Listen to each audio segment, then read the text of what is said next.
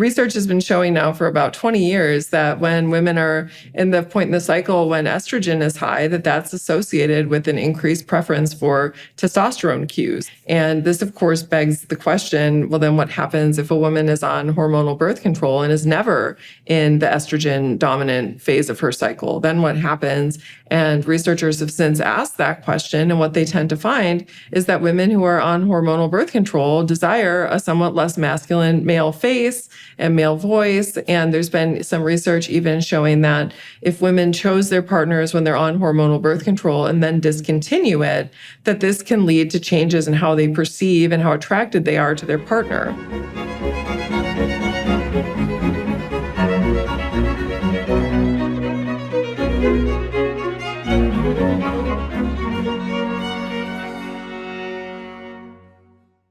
Hello, everyone watching and listening.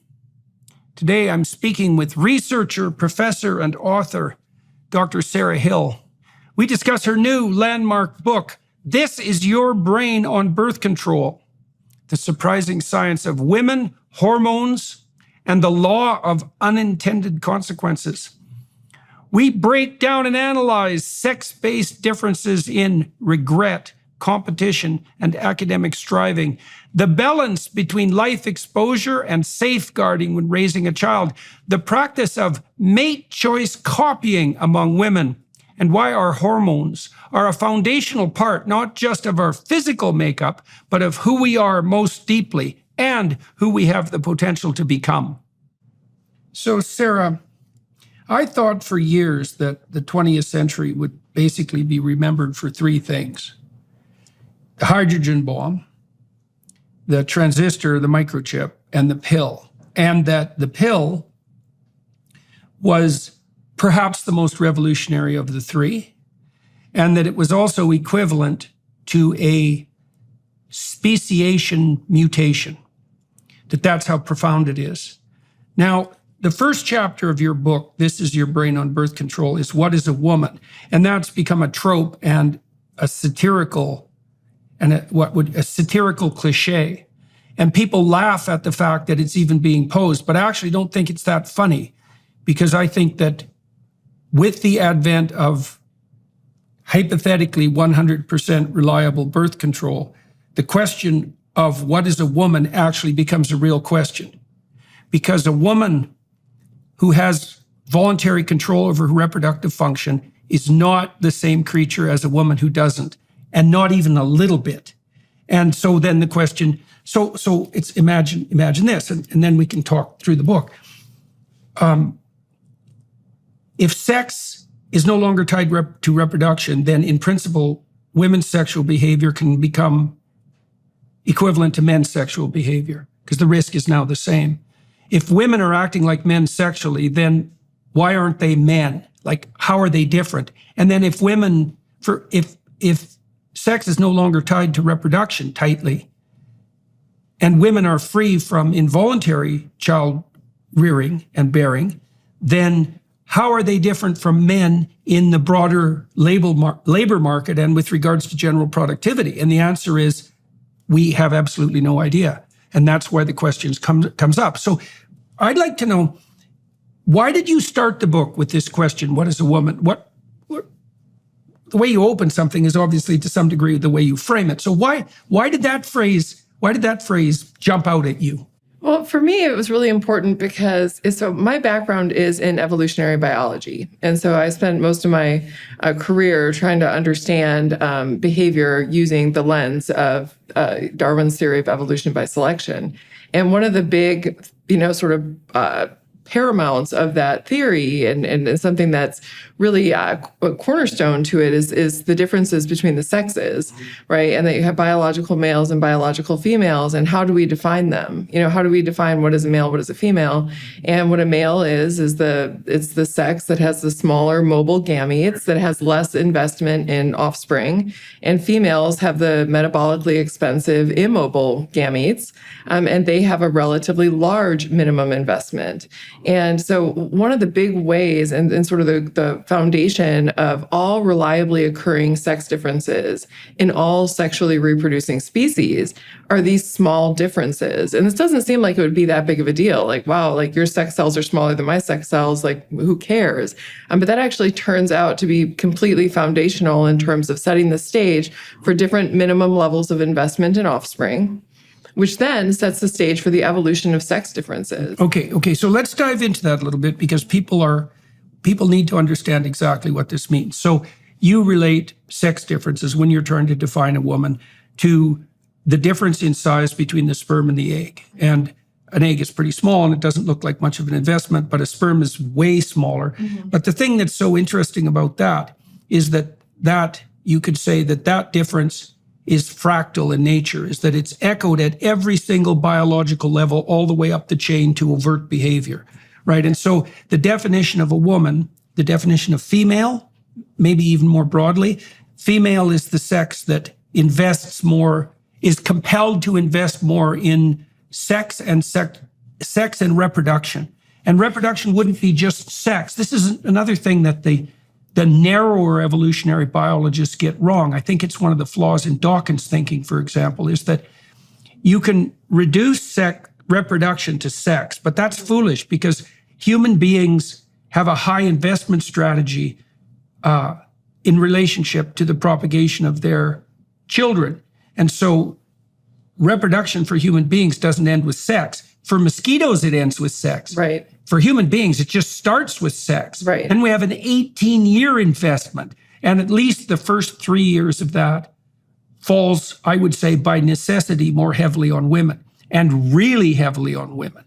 Right? I think they say among chimpanzee females, the chimpanzee mother carries its infant something like 500 miles clasped to its chest in the first year, right? And so a woman, not another issue maybe too, is that is a woman a single organism, or is a woman a part of the mother-infant dyad? Right. So that's a whole that's a can of worms that we can open. I mean, there's this whole theory. It's Hamilton's theory of inclusive fitness, which is just this idea that your own fitness, just in terms of what your genetic representation in future generations is likely to be, is something that depends both on your own genes, but then also the genes of your relatives. Right. And for women in particular, who have all of that, invested in their offspring, that it is an extension of yourself, and our relatives are an extension of ourselves. And there's no relationship that is like that evolution has shaped in a way that favors just unmitigated investment than the relationship between mother to child, because there's a certain 100% or a certain 50% relatedness. Yeah, so mothers always know that this is their child. You have mother's reproductive value, meaning the possibility that she could translate her energy into additional reproduction. That is decreasing, while that of her infant is increasing. And so it's essentially like passing the evolutionary baton from one generation to the next between these two individuals who have the highest levels of relatedness that's possible in nature outside of identical twins. So I've wondered about this with regard to the transformation at puberty in female emotional response. So the personality data indicates that boys and girls are approximately equivalent in terms of their sensitivity to negative emotion. But that changes at puberty. And the change seems permanent, and it seems like it's hormonally mediated. And so I've been trying to understand. So what happens at puberty is that women become more sensitive to the entire panoply of negative emotions because they clump together. Mm-hmm. And you might say, well, that's cultural, but it's not, because if you look at the societies that have advanced the farthest in terms of gender equality at the social and economic levels, the differences in trait neuroticism, so that's that sensitivity to negative emotion, between men and women are larger than they are in less egalitarian societies. So when the society becomes egalitarian, the genetic differences maximize rather than minimizing. Okay, so then the question is, well, why would women be more sensitive to negative emotion? Because that comes at a cost. And the cost is, at minimum, higher levels of depression and anxiety, but also higher general levels of unhappiness. So then you think, okay, they're more sensitive to threat. Why is that useful? Well, they're smaller than men at puberty, and so they should be more sensitive to physical combat threat. But they're sexually vulnerable, and that's a huge deal, and not to be underestimated. Yes. And I mean, in most societies, for most of human history, an unaccompanied woman was a target of attack. Right. So, but then the third thing that's most important, I think, I want to know what you think about this, is that, well, women are more attuned to threat because they're proxies for the vulnerability of their infant. And so women may pay a psychological cost for being more sensitive to threat, which is that they're more unhappy and that they're more anxious. But the benefit of that is that they're more alert to any signs of danger or predation or threat in the environment, and they can alert, well, they're going to alert their husband, generally speaking, or the rest of the community to that. Now, that also means they're going to be more susceptible to false positives, right? They're going to respond to threat when there's none there. But if you're taking care of a dependent infant and you're over-responsive to threat, that's probably the right place to tune your errors. So, and that seems to me also a reflection of this increased investment by women. So they have an increased emotional investment in their offspring, as well as an increased physiological investment. Right. So I'll start with the woman piece, but there's also some interesting things that happen with testosterone during puberty to men that turn that off. Right. And so I want to be able to return to that as well. But with women, I mean, absolutely. The thing that we need to remember is that the process of evolution by selection didn't wire us to be happy or satisfied or any. It's like it has designed us to survive and to reproduce. And part of that means that we're going to feel kind of terrible some of the time. And part of women's design, sort of the design of our psychology is such that it's like a smoke detector. It's tuned to picking up on even subtle cues of possible danger, just because the potential costs associated with what would happen if that danger is real is much greater for women, for a lot of different reasons, some of which you've touched upon. I mean, there's one is that women are mothers. So it's like, it's like you hear like you're eating for two, you're feeling danger for two. You're having to protect yourself and your offspring. You're more physically vulnerable because, of course, you're physically, women are smaller and have less upper body strength. Sexual vulnerability for the reasons you talked about. I mean, unfortunately, sexual violence has been something that's been present as long as we've been around. And it certainly is something we see in all species with choosy females. You'll have males who want to override that choice. And so there's a lot of reasons that women manipulation too. It's not merely that women are overpowered physically. It's that they're also susceptible to very devious manipulation on the part of Machiavellian and psychopathic men. Right. And they need to be alert to that form of deception as a threat as well. Right. As well. And yes. And even also with other females. And the reason for this is that, when you think about the cost, for a woman, if she's duped, so let's just talk about sexual deception, right? If a woman is duped, she could end up pregnant. There's a 9-month investment there, right? And if you look especially at historical, types of populations like modern hunter-gatherer groups, if you have a woman who doesn't have a father investing in the child, the risk of infant mortality is like 80%. Right, I mean, it's very high. And the risk of death during childbirth even is very high. So women are putting their lives at risk every time they get pregnant. And then to get pregnant and have a really high risk infant that's not getting invested in, she's not getting... And the reputation too. Yeah, and the reputation. I mean, there's so many costs to that.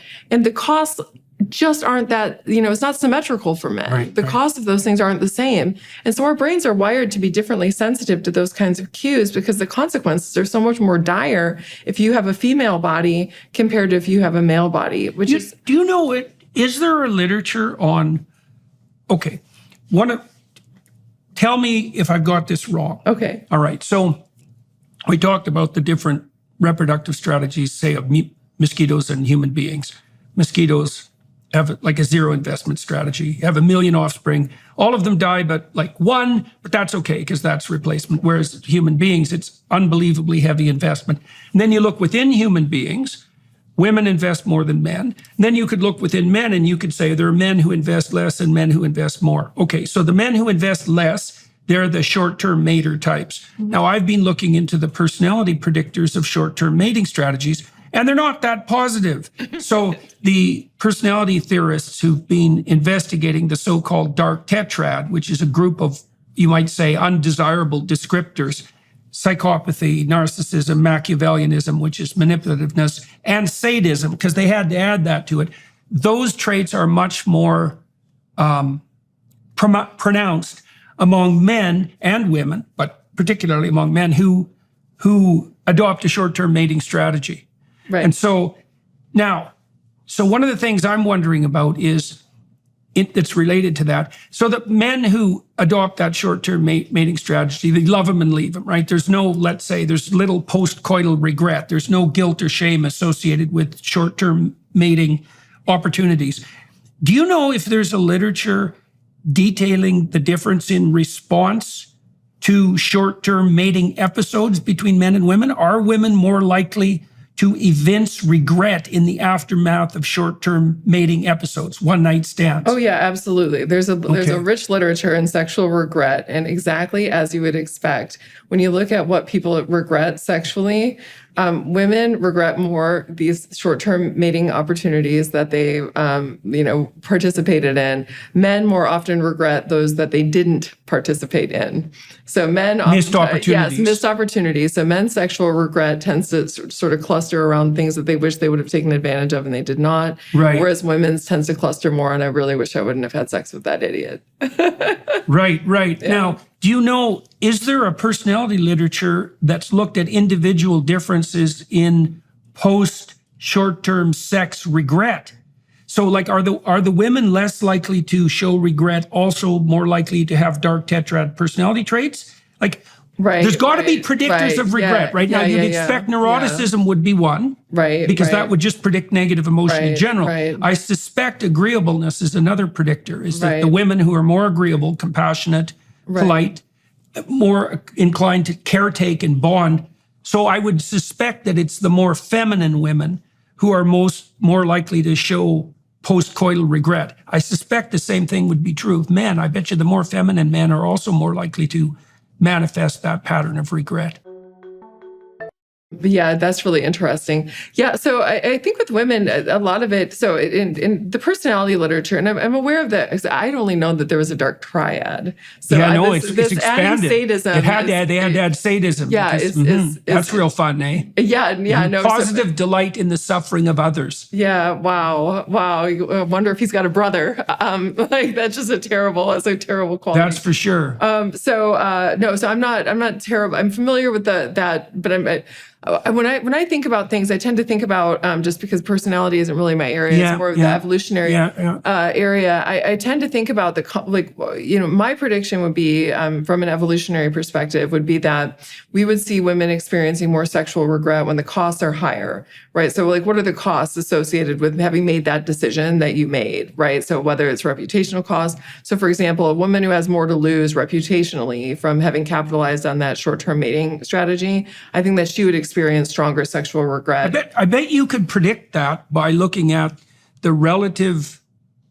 So imagine there's a continuum of men with regards to the socioeconomic status markers of their potential as providers. Yes. I suspect that this might seem obvious, but it would be nice to see it demonstrated that the larger the gap between the woman and the man in terms of status, yes, the more regret. Yes, right? No, I would think so. Absolutely. Because she sold herself short, and the risk of that is too high. Right. Yes. No. Absolutely. Absolutely. And also, I mean, even the things that would influence her biological costs, right? So, for example, if we're talking about immediate regret, a woman who's near high fertility in her cycle, where pregnancy is possible, I'm assuming that her hormonal thing would be telling her oh shit. That was terrible. Why did you do that? And I would also expect you'd see more sexual regret at peak fertility across the lifespan. See, now we have a perfect study design. Yeah, we could look at personality, dark tetrad traits, and number of days deviation from maximum fertility as predictors of short-term coital regret. Yes, and across a lifetime too. And we could spend 3 years getting that through an ethics committee and then not another do the 3 study. years, and then another 3 years trying to get it published. Right. Yeah. So, all right. So back to what is a woman. So, Okay. So what we've talked about so far is that what is the definition of female? Mm-hmm. Okay. And the female is the member of sexually reproducing species who invests more, mm-hmm. at least at. See, that's the issue. Right. At least at the level of the gamete. Do you want to explain to everybody what a gamete is, just so they know? Yeah. So a gamete is a sex cell, and it's your egg or it's your sperm. So it's like 50%. It has 50% of your genetic material in it, and it is fused with a gamete of the other kind. So if you make eggs, it fuses with sperm, and that is how we produce life. And yes, the initial greater investment that women make is just the starting point of, as you said, it's like fractal. It's exponential increased investment because selection continues to reinforce greater investment because of that large initial investment. It's like a hand of poker, right? If you put in $500 crystal that makes a diamond around it. Right, exactly. So if you put in $500 in the first round of betting and we're playing poker and I put in $1, you have more to lose if that hand goes sideways than I do. Right, and that echoes all the way up the chain. All the way up the chain. Okay, so that's very interesting too, because the people who claim that sexual identity is merely culturally constructed fail to take into account the fact that difference in investment echoes at every single level of the biological ladder, right? Yes. It's not merely it's certainly not something that's reducible to chromosomal difference, which is another way of defining the difference between men and women. Right. You didn't pick that. You picked investment. Mm-hmm. Okay, yes. so why did you pick, it's not just you. I know that tends to be the biological stance. Right. But would you say that the chromosomal difference, XX versus XY, is of lesser significance than the investment issue, or does it matter because they're so tightly linked? They are so tightly linked, but I mean, honestly, if evolution by selection doesn't see it, it doesn't matter. Like in a lot of ways, the gears and sprockets that create us, those pieces, like if you're trying to make predictions about behavior and sort of like what types of things have been reinforced by this process of inheriting traits that work, meaning that they promote survival and reproduction, and those that don't, it's only what selection sees that matters. And it never sees our chromosomes. What it sees is investment, right? And those individuals who have this really large, minimum investment, and they're only able to produce X number of offspring instead of X prime number of offspring, that those individuals, the best way that they can increase the probability of continuing their genetic lineage is through a heavy investment strategy. And that's less true for this other sex. Yeah. And so sex, biological sex, and again, it starts off with these small differences in the size of our sex cells, but then sort of recapitulates at all these different levels of investment. We could imagine, just for the sake of argument, how that would recapitulate even cognitively. Yes. Right now, men, for example, understand that there's a relationship between how successful they are and how attractive they are to women. Like, and part of what motivates them is the game of that competition. So I worked with high-end lawyers for about 15 years, both men and women, and found some very interesting differences in that. But the men even regarded the money they made in bonuses at the end of the year for outstanding performance. They weren't so interested in the money. They were interested in the money as a means of keeping score. It was a means of winning the competition. And you might say, well, competition for what? And the answer to that is, well, let's call it competition, not for status exactly, but for reputation. But the consequence of a stellar reputation is that, and men who have that are much more attractive to women. And you might say, well, women go after wealth, but I think that's nonsense. And I think that's also belied by the relevant evolutionary biology theory, because what it shows, and tell me if I've got this wrong, is that women use wealth as a marker for attractiveness because they use wealth as a marker for competence. Mm-hmm. And what they're after is the ability to generate wealth, and to share it and to be generous with it. It has to be both productivity and generosity. And a decent marker for the capacity to generate wealth is wealth, although it's not the only criteria. So women are looking for competence, and men it's a very strange thing about men. They compete among themselves for competence-based reputation. And now I've been trying to figure out why, because you can imagine a movie scenario where, the quarterback of the football team wins a major championship and all the other men put him on his shoulders and, bring him out of the stadium, and he sleeps with the cheerleader that night. And you might ask yourself, well, why in the world would the men group together to elevate a given man to that sort of status if it means that he's going to be the one that successfully reproduces? And my suspicion is that men learned to value competence probably as a consequence of hunting. Yes. So any given hunter, no matter how good he is at hunting, is going to fail in most hunts. So now if men band together to hunt, then the collective success is much larger. And so what that means is that if you're going to be a hunter that provides across hunting bouts, your skill as a hunter is one determinant, but your interpersonal skill in negotiating and establishing relationships with the rest of the hunters is even more important. So among hunter-gatherers, for example, if you're the one who brings down the animal, it's incumbent on you to downplay your contribution and to distribute the best parts of the animal to other people. And you're doing that to foster your reputation as a generous person. And you're doing that in part to ensure that there's reciprocity in food distribution across multiple hunts. Now, the men are going to be willing to elevate the highest hunter to the highest position because I think it's in their collective interest. It's in their collective interest and in their individual interest to be the followers of the best man. And I think that's so important in terms of their own reproductive fitness, which would be tied to the provision of food across hunts, that they're willing to take the reproductive hit that's, what would you say, implicit in elevating any given man among all other men. You could think about that in terms of hunting, and you could think about that in terms of combat too. If you put the most heroic warrior on your shoulders, you give him an evolutionary edge. But if you're in his group, well, then you've got the benefits of being with the greatest warrior and the greatest hunter.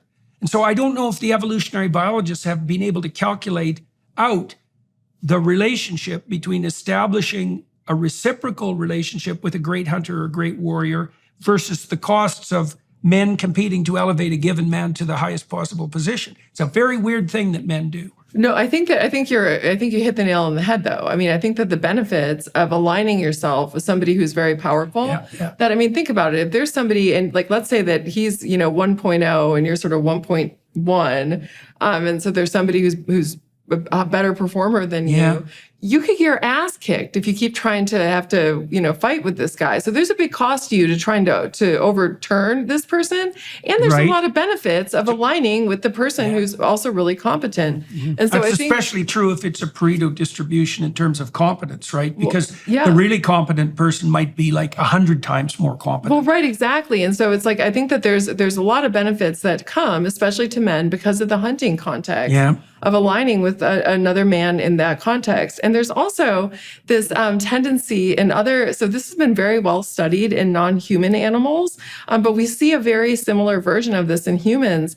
But have you ever heard of lekking behavior? So a lek is a place where males within a species will gather to attract mates. It's almost like a club. It's like the frogs. Like frogs, for example, are a lekking species. And the males will all go to this display area and they croak, right? And this is what attracts the females. And so the females will go toward where they hear the loudest, most impressive croak, because that male generally is larger in body size and has higher levels of testosterone and will have so the louder offspring. male attracts all the females. All the females. And so the males all want to hang out with this guy because he's attracting all the women. And the same is true if men align themselves that's very with cool. with somebody who's really high performer. I mean, if you go out for drinks with Tom Brady, it's not too bad to be Tom Brady 2.0. Right. You're going to be able to bask in the reflected glory. Bask in the reflected glory. Right. Well, and the women would also assume that if the extraordinarily high status male is hanging around with some character who looks like a dweeb on the surface, that there might be hidden depths and utility to his character or advantages in the mere fact that he's proximal Absolutely. So women use that a lot. And in fact, some of my very early research, this is going deep. This is when I was in graduate school. I studied this phenomenon in humans, mate choice copying, because this is another thing that you see in females of other species, but you also see it in us. And this is males tend to be a somewhat ambiguous stimulus package, because most males, a lot of the qualities that women are looking for aren't immediately available just based on physical appearance. Right. So women have to kind of suss out like what is there about this guy. And so when women see a beautiful woman with kind of an average looking guy, the first thing that they think is what? He must be rich, or he must have some really amazing personality, or he must be really high in status. I wonder, is that magnified if he's unattractive? Because one of the things you might suspect is that if a very beautiful woman is with a man who's very nondescript, that there must be something about him that's absolutely stellar. Absolutely but stellar, hidden. yes. And so the magnitude of the gap between the woman, how beautiful the woman is, and then the appearance of the man sort of is linked with the degree to which women perceive that he has these amazing hidden qualities that make him a desirable partner. The bigger the gap, the more amazing the qualities. The smaller the gap, the less amazing the qualities. Oh, that's very funny. So the proper mating strategy is if you're a spectacularly endowed male, is to hire a beautiful woman to go to clubs with you. Absolutely. Right. Absolutely. And you would actually probably do better than a more attractive man with the same woman, because people would think that you must really have something going on to have attracted her and look like that. Right. Yeah. Oh, that's insanely complicated. That's insanely comical. That's insanely comical. Yeah. All right. So what is a woman? So we've defined that as the sex that invests more, and we pointed out that across echoing all the way up the biological ladder from the cellular to the cognitive, females are the sex that invests more. The other thing about that was that, women are going to invest more too because, and you already pointed this out, but it's worth making it clearer, because they have to. So I think I looked at one point, I looked up the world's record for most children a woman ever had, and I think it was in the hundreds, actually. Maybe not. Maybe I've got that wrong. It doesn't matter exactly, because you could imagine if a woman had, a set of triplets every year for 10 years, then that would give her 30 infants. So we could say the upper bound on female fertility with regards specifically to her children is going to be no more than 50. Right. And that's a generous estimate. Whereas with men, it's like 10,000, 100,000. There's no limit. There's none. Right. So women are going to invest more in their children too, because every child, and you already pointed this out, is comparatively more valuable. And then you also said something interesting, which is that as a woman ages, her children actually become comparatively more valuable than she did. So does this mean, this is a strange thing though, is there evidence that women's love for their children increases as their children age? I mean, because women are so invested in infants, it's hard to, maybe it's like this? I don't. So I've not seen anything specifically that has addressed that very question, but they have done studies where they look at the difference between, for example, older mothers and younger mothers. It's a world of difference. I mean, when you look at the amount of investment that goes on, like if you're an older mother compared to a younger mother, older mothers invest more. They spend more time investing, and all of these things that you would expect, given that their reproductive window is closing. Right. And so it's like the opportunity costs of investing in that child are less than it would be if you're a 20-year-old woman. Because if you're a 20-year-old woman and investing in an existing child, there's an opportunity cost that comes to you for not using that energy to have another child. Right. And so you're not making that trade-off when you're an older mother. And so do you think there's an optimum there that we don't know? Because, Jonathan Haidt wrote The Coddling of the American Mind. Okay, and I've been very interested in this rise of what I like to think of as the devouring mother, is that the over-invested parent. Yes. Okay, so instead of putting that on the shoulders of the given parent, I've been trying to understand the cultural context that might make overinvestment more likely. So you can imagine, fewer children. Yes. So if you have 10 children, you're obviously not going to you're not going to attend to each of them as much. They're going to attend to each other more. So more one-child families. Okay, older parents. Yes. Right. So they're going to be more conservative to begin with because you get more conservative as you get older, but they're also going to invest more in their children. Right. And so older and then also richer parents, because if you're older, you're richer. And so part of the reason that children are coddled, as far as I can tell, to the degree that they are, and overprotected is because mothers are now old enough to be grandmothers. They're rich and they only have one child. Right. And too much time on their hands.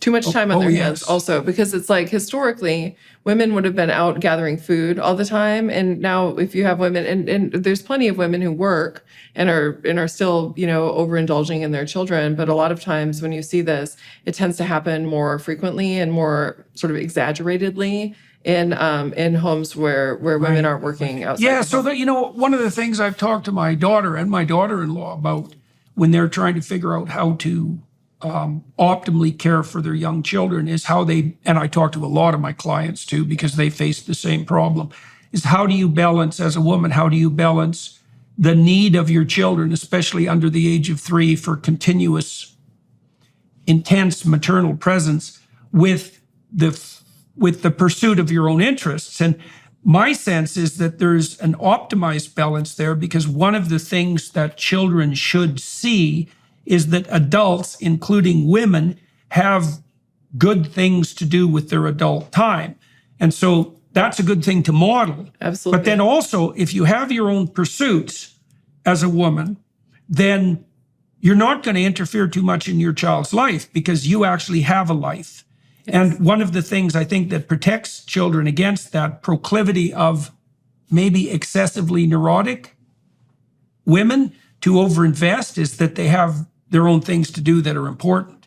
Yeah, I mean, having nothing else to do but just shine love on your child and overinvest them and make sure they never fall down. This is historically unprecedented. Through most of human history, no one was that rich. No, well, I mean, yeah, women never. I mean, it was like we always played a role in subsistence. Even though women were also mothering, they were also finding food, and they were also, tending to whatever the dwelling was, and having to maintain relationships, and having to go and get water, and the children were having to go to work and help with these things. And so it was a very different situation where now nobody is actually having to do anything to run the household because there's staff. And you have children that aren't, having to work. You have parents who don't have anything, or mothers in particular who don't have something else that's sort of pulling their time away from just spending all of their time thinking about, Johnny and his Mandarin lessons. It's also not diluting their insanity. If you're in a tribal group, I mean, one of the advantages to having 2 parents is that the average of 2 parents is on average more sane than either of the individuals, right? That's absolutely correct. Right. Yes. And partly what you do in a marriage is you keep each other sane. You see where your partner has a tendency towards excess and you rein that in, right? And you do that for each other, and hopefully you do that with each other's best interests and the relationship and the quality of the relationship firmly in mind. And you do that for the children as well. In a more communal child-rearing environment, a child is going to have, in some real way, multiple mothers, like aunts for sure. And in a tribal group, most people are kin anyways. And so the role of mother is going to be distributed enough so that even if any given mother is a bit addled in her preoccupations, there's going to be other people to whom the child can turn. In a narrow nuclear family where there's an overindulgent mother, let's say, who has far too much time on her hands, the child can be shielded from all other potential influences, which is also something that the more narcissistically overindulgent mother is likely to arrange. So that it's interesting, because what it suggests is that what it indicates is that even though human beings are a high investment species, and even though women are the higher investment sex within that confine, there is a point where investment becomes a burden rather than a advantage. Right. No, absolutely. Absolutely. I mean, you can't, if your children don't have to have the opportunity to learn how to navigate the environment on their own, they have no navigation skills. Yeah. And I think that that's essentially what we're seeing. Why did you use the word navigation there? I use the word navigation because life is a journey, right? I mean, we have to navigate our environment, and that means that we have to learn how to acquire resources. We have to learn how to manage other people. We have to learn how to get along with other people that we don't like. We have to, I mean, there's a lot of things we have to navigate through storms. Yes. And so if your response to your child is there'll be no storms in your life. Right, or I'll clear all of your storms, don't worry. Right. And then all of a sudden you put children out in the world and they have Where no there are coping storms. skills. Yeah, they don't have any coping skills. And we see this a lot, you know, as a college professor, I see a lot of this and at a private school with a very high price tag, where we'll have students who come in and it's really a wake-up call about what life is like because they've had, you know, parents who are very well-meaning. You know, I think that the parents who do this, they have God they think preserve us from well-meaning. Yeah, I know. I think that they think they're doing the right thing, but it's not. You know, if you carry somebody too long, their muscles atrophy. Yeah. And you can't do that. I heard a good rule from I think it was my brother-in-law who told me this, and he had spent a lot of time caring for very elderly people. And he said that the appropriate rule of thumb for elder care is never do anything for your client that they can do themselves. And the reason for that is that you facilitate, you devour their independence. Yeah. Right. And so there's an interesting paradox here with regards to love, right? Because there's the love that eradicates emotional distress in the moment. Okay. And then there's the love that is devoted to fostering adaptive behavior over the medium to long run, right? And that's a love that's much more allied with judgment. So, for example, if you call your child out on their misbehavior, you cause them short-term emotional distress. But the long-term benefit of that is that if they integrate the impulses that are making them, let's say, unduly aggressive or reactive, then they're going to be more acceptable to their peers and to the broader social community. So you'll allow them to be hurt in the short term for a long-term gain. Now, do you know if there are sex differences in that temporal focus? Because see, here's the paradox as far as I'm concerned, and I watch women try to negotiate this with their children at about 12 months of age. The thing about infants, because they're so dependent, is that the proper response of a mother to the distress of an infant 9 months and younger is fix that now, regardless, right? So you could say, in a sense, that the emotional distress of an infant is an omniscient signal that care has to be administered.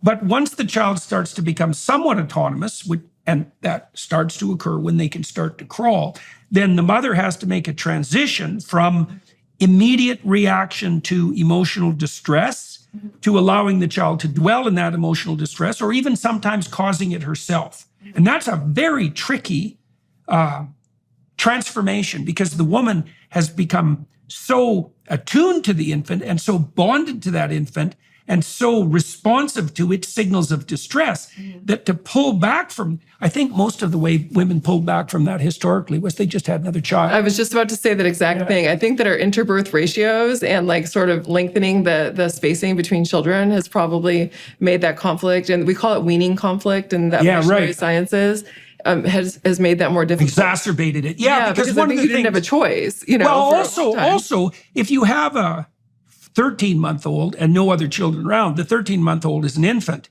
Right. But if you have a 13-month-old and then you have an infant, the 13-month-old is now a child. Yes. Clearly, right? Yes, and so, yes. well, I saw this when we had our second child, Julian. Michaela was 18 months old. I think that's about right. And, you know, she's still pretty little, but compared to a newborn, she was an adult, right? Right, and yeah. that was also the point where she turned more to me. And there seems to be something that's, apart from the interbirth interval, let's say, there seems to be something that's crucial about the role that men play in the facilitation of that longer-term orientation. Because men are less susceptible to the emotional distress of both infants and toddlers. And along with that, I think it gives men the opportunity to be less affected by the emotional distress of children, and therefore to prioritize medium to long-term adaptive strategies over short-term gratification of emotional demand.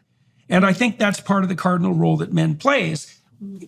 Well, they are agents of the patriarchy, right? They're going to be socializing agents. Well, but seriously, they seem to me to be. Right.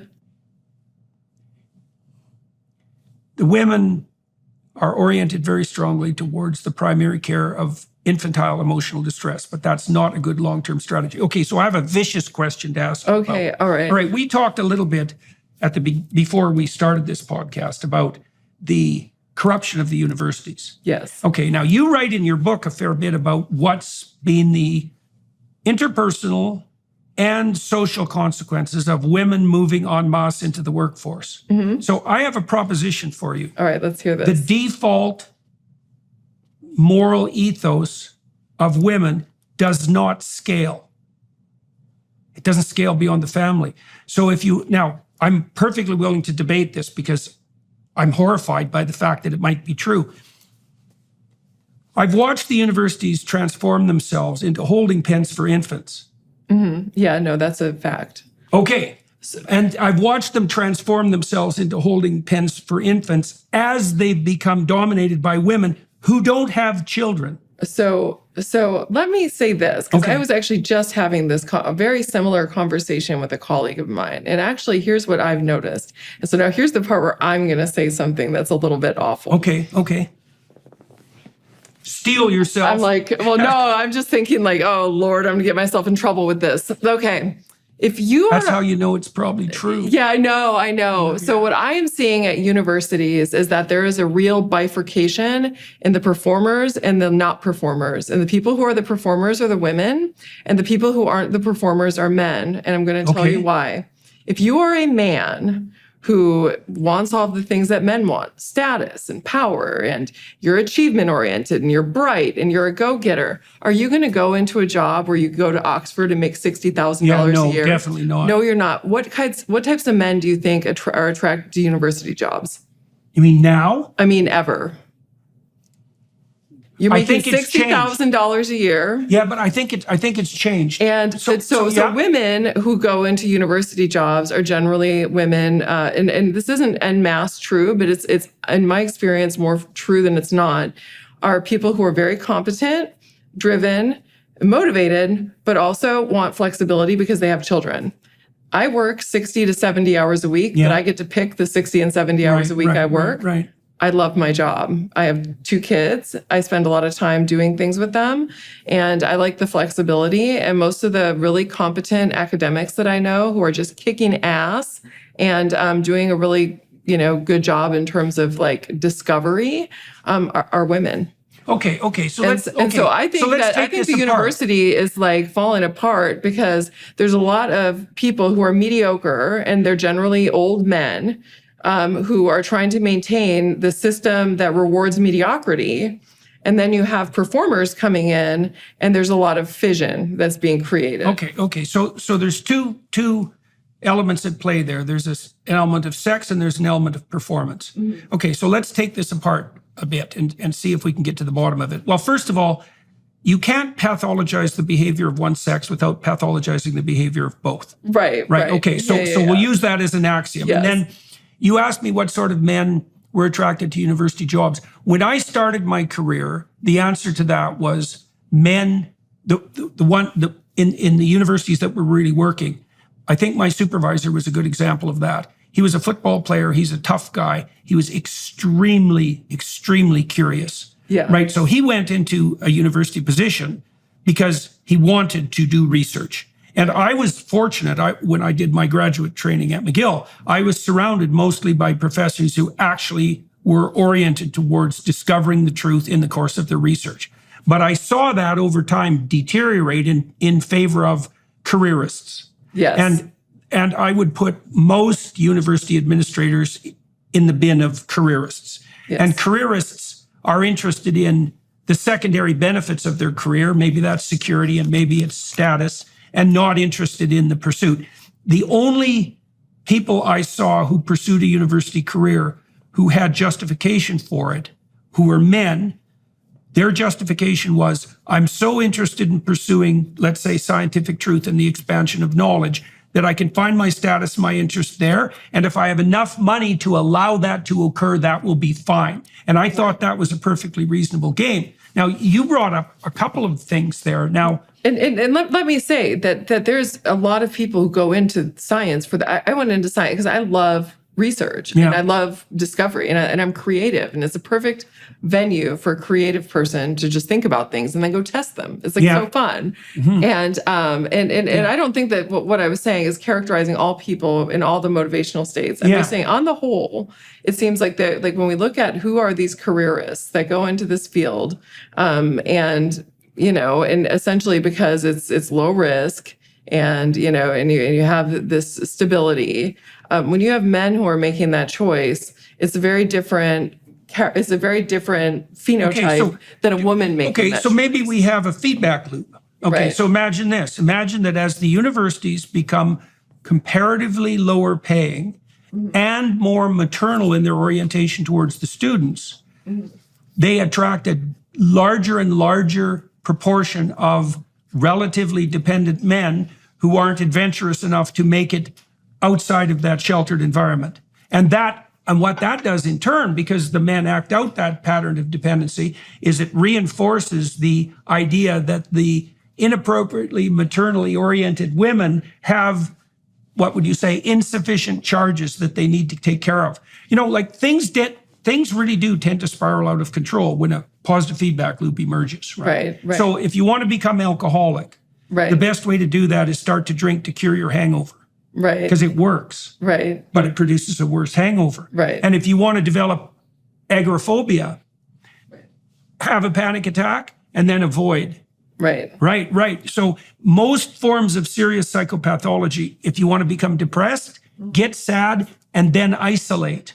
Right. So many forms of psychopathology are positive feedback loops. So we could imagine that when a social institution starts to spiral, that there's multiple causal forces at work that are reinforcing each other, because that would also produce a rapid transformation. But so you countered my proposition that the universities are deteriorating because they're being invaded by inappropriately maternally oriented women by saying, yes, but they're also inhabited by, and I don't want to put words in your mouth, by men who are looking for a dependent and less competitive niche. Yes. Is that a fair summary? Yes. Do you think that's in keeping with what you're observing? Yes, maybe the maternal side of it thing I don't see, but I'm a woman, and so it might be harder for me to I see it in the concern with microaggressions, with the concern with equity, with like all these. Okay, but look, we have that. I mean, we have so much of that, and I was just telling one of my colleagues, for the very first time in my entire life, and I've been teaching for 15 years. This semester was the first time I didn't just have like unfettered enjoyment teaching my evolutionary psychology class, and it's because I'm terrified. Every day I go into my class. That in 2016 when I was teaching. Yeah, that I go into my class feeling terrified. Like I'm talking about biological sex. And I have to spend a lot of time, talking about what biological sex is, what gender is, and talking about, because the two things play into each in really interesting ways, actually. And so I spend time talking about that, but I'm thinking to myself, I'm going to get totally destroyed because everything, ultimately in evolutionary biology comes down to sex. And the reason I started my book off with the chapter, What is a Woman? Is that it's so foundational, this idea that as a biological female, that you invest more in offspring. And what this means for you as a woman is it means that the costs of sex are higher, right? And this creates a completely, like a mating market where women essentially get to call the shots with sex, right? And men sort of do the things that they need to do in order to get chosen.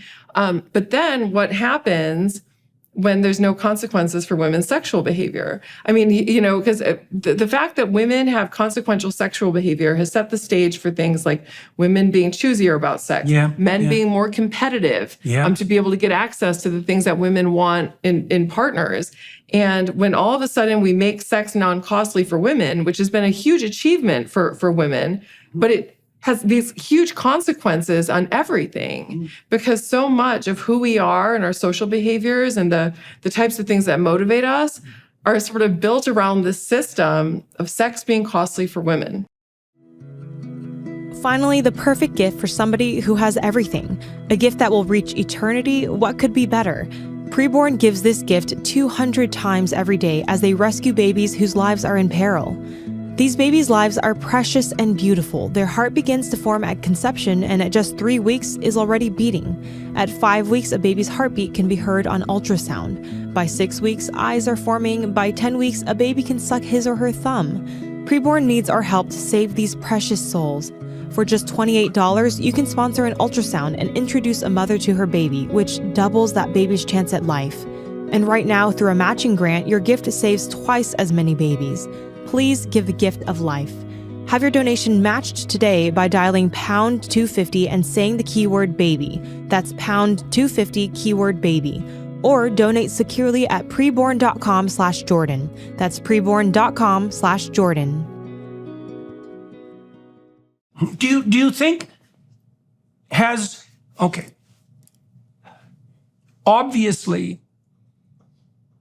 the consequences of sex are extremely high for women and then secondarily for men, clearly. And it is because we're a high investment species and our children have an incredibly lengthy and costly dependency period. Yes. Okay. So we're not going to eradicate that. Now, you could say, because you entitled your book, interestingly, the subtitle, we should just point this out, is that this is your brain and birth control, the surprising science of women, hormones, and the law of unintended consequences. Okay, let's concentrate on that last part bit, that law of unintended consequences, because it isn't obvious to me, and I think this is implicit in your book, if the birth control pill is a biological mutation that exceeds the development of the hydrogen bomb in terms of its explosive consequences, it could easily be that the unintended consequences will swamp the benefits. Now, the benefit, let's investigate this as thoroughly as we can.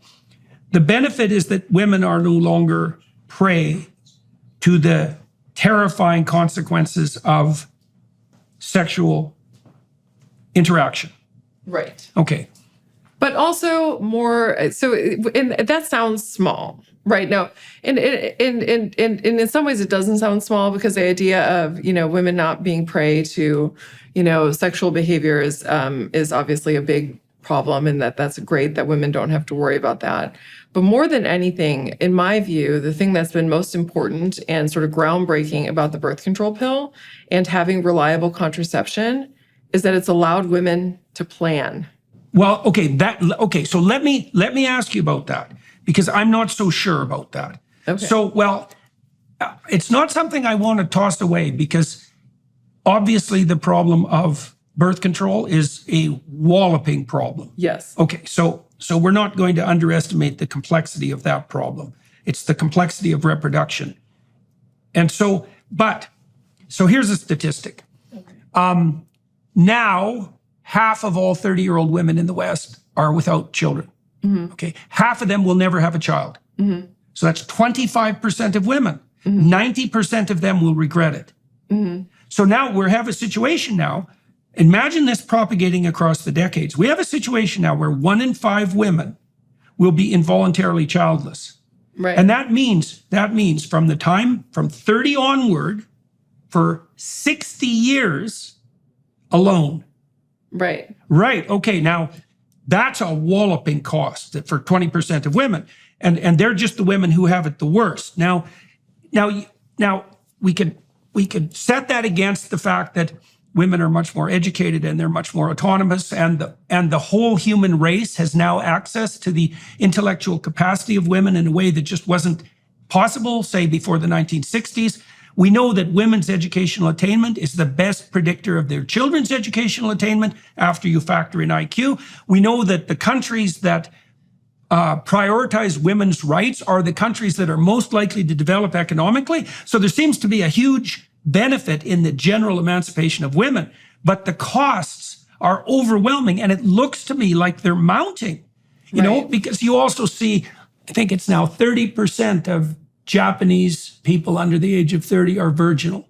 And the amount of sex that young people in the West are having, at least actual sex, is plummeting. And it's harder and harder for women to find a long-term relationship. And so what do you believe that, why do you believe overall that, or do you even believe that the benefits of the pill have outweighed the costs? I don't know that I believe that. I mean, honestly, I think that this is one of those things where we can't I don't think that I can make a blanket statement about that for everyone. Do you know what I mean? To me, that's a individual level decision. Yes, exactly. Okay, well, for me, using birth control for the number of years that I did, absolutely the benefits outweighed the costs because of how I played things. I mean, it allowed me to get my degrees and, you know, start my research lab, and I had my kids when I wanted to. How many kids do you have? I have two. I have a daughter. Was that enough? And a son. Yeah, I was done. So that was good for you. I was comfortable with that. I felt good about that. So you managed all that. I did. And I think that there are many women who do. There are some women who don't. And so I think that the question of whether or not the costs outweigh the benefits, something that's best answered at the individual basis, which is why I think the best thing that we can do for people is to educate them about what the trade-offs are that you're making and what the risks and benefits are.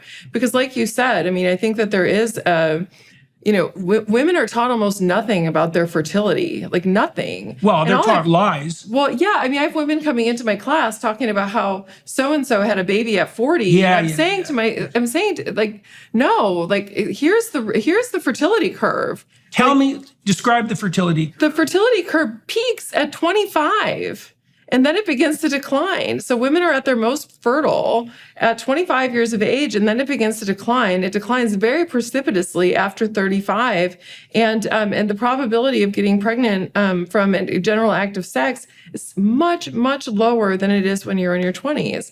And this is a really hard thing for women to have to wrestle with because, that's of course, for sure. I mean, I look at myself, and I had to, I was in graduate school when I had my first child, and I had to make the decision: am I going to, incur the cost to my career to go ahead and try to have a baby now? And I know that it'll be relatively easy. How old for were me you? In biology, 28.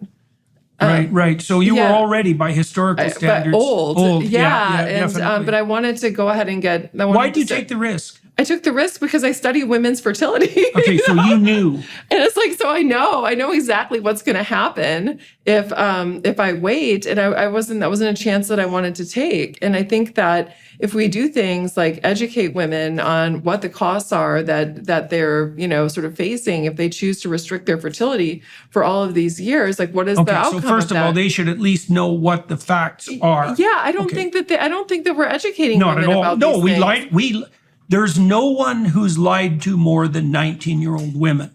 They're lied to in all sorts of ways. The first lie is there'll be nothing more important to you in your life than your career.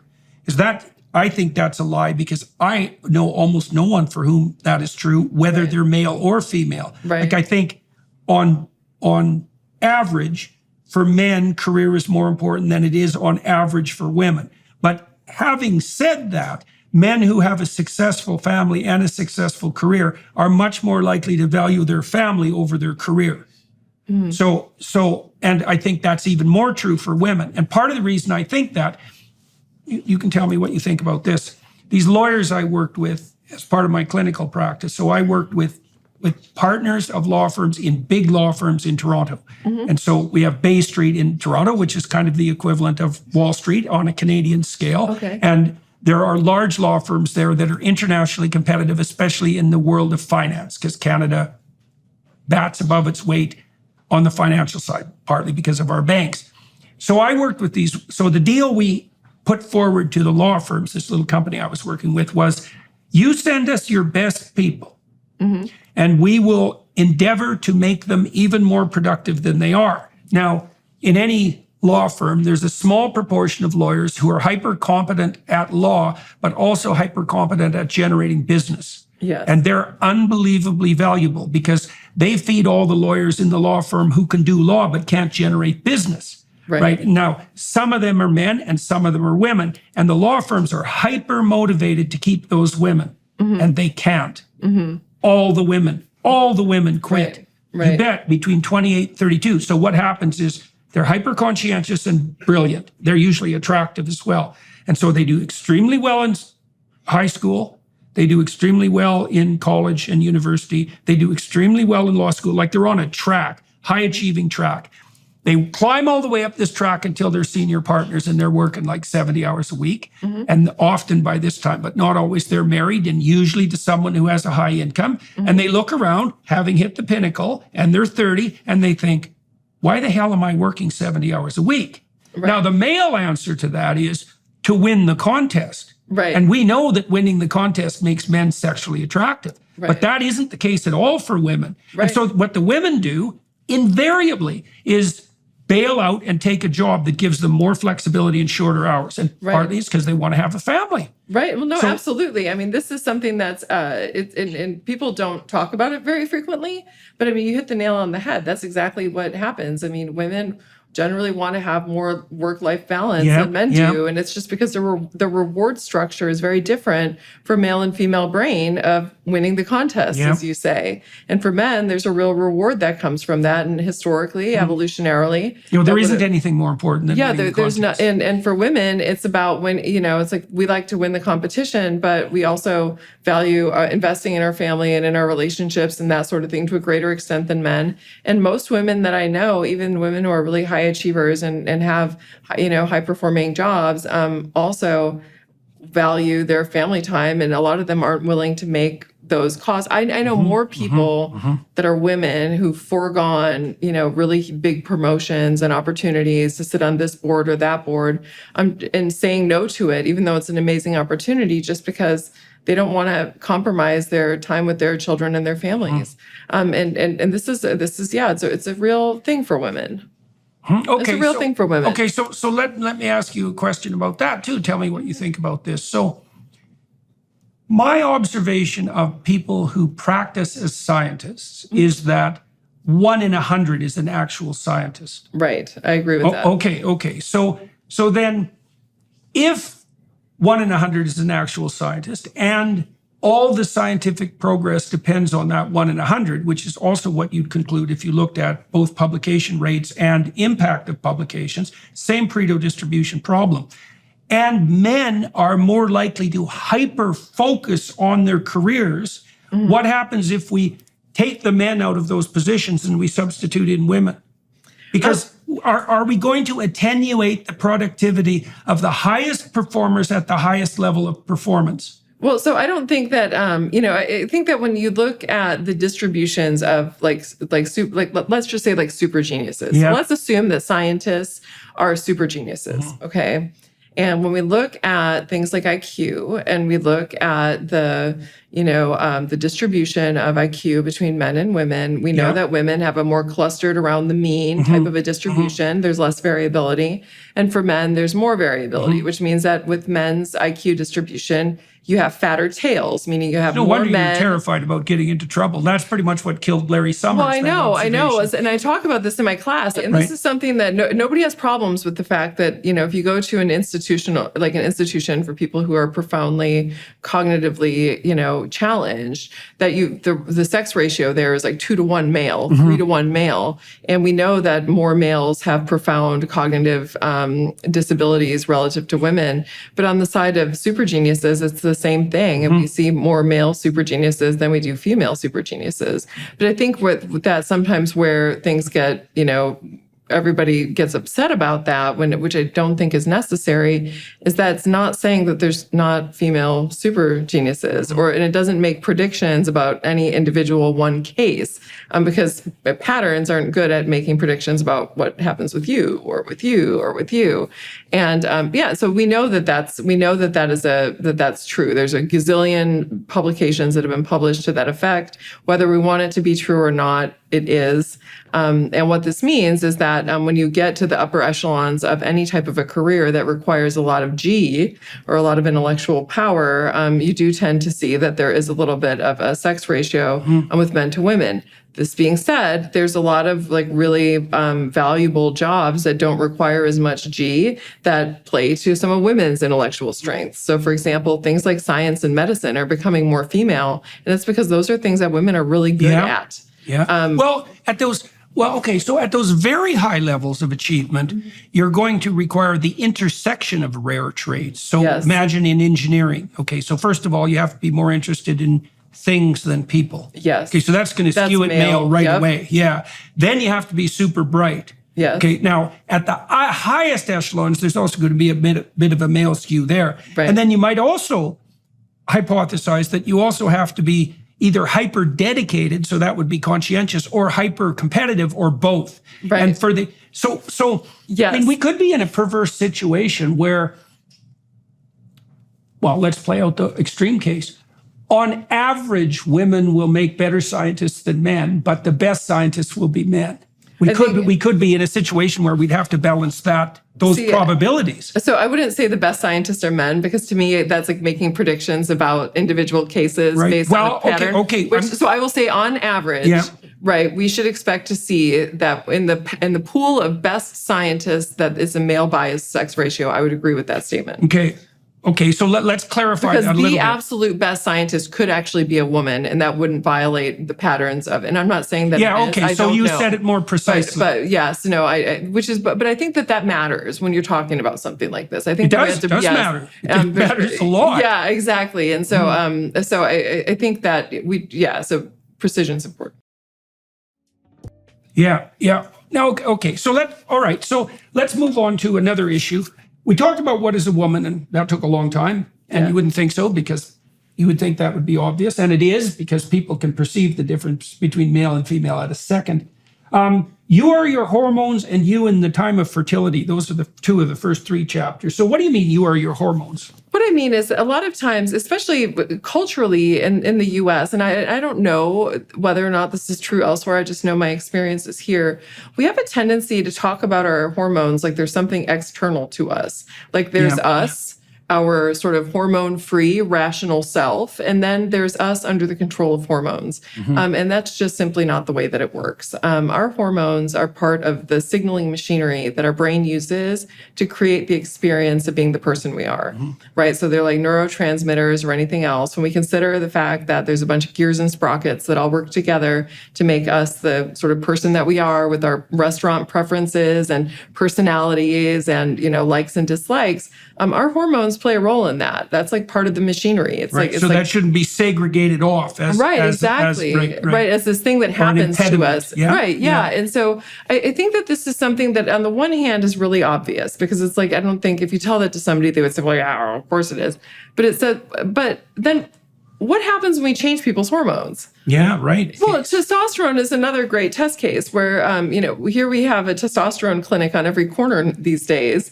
And so people are changing their hormonal profile, thinking about what it's going to do to this thing or that thing. So for example, if a man is taking testosterone thinking like, oh, I'll get my upper body strength back, or maybe it'll improve my libido. Or women go on birth control pills thinking, oh, I won't have to get my, I won't ovulate and I won't get pregnant, without thinking about the fact that you're actually shutting down your body's ability to produce its own hormones. You're taking a daily dose of this synthetic hormone. And when you change hormones, because hormones are literally a part of what your brain uses to create you, it changes you. And so that whole chapter is just really trying to orient people. Okay, so you're trying to bring people back into their body in some ways. Bring them back into their body. Yeah, well, you can understand why people have a problem with this, because imagine you get angry, and then later you regret it. You're going to feel like the anger overtook you, like it was an alien force in some ways, and it seems to me that the part of us that we identify with is something like the integrated self, right? Yes. And then that integrated self can fall under the sway of impulses that are more neurologically primordial. Right. And we do feel that as a defeat. We do feel that as a subordination or even as a possession. And so you can see why people have that hesitancy to identify with their hormone-driven impulses, right? But by the same token, those elements of you that might be excessive when isolated are a part of you and have to be integrated. And they also have benefits that in all likelihood far outweigh their costs. Okay, so what do you think the costs are? Now, you talked about hormonal substitution in women with the birth control pill. Now, there's two aspects to that. One is that the consequence of the suppression per se, and we definitely need to talk about that. And then there's also the fact that what the normal hormonal regimen is being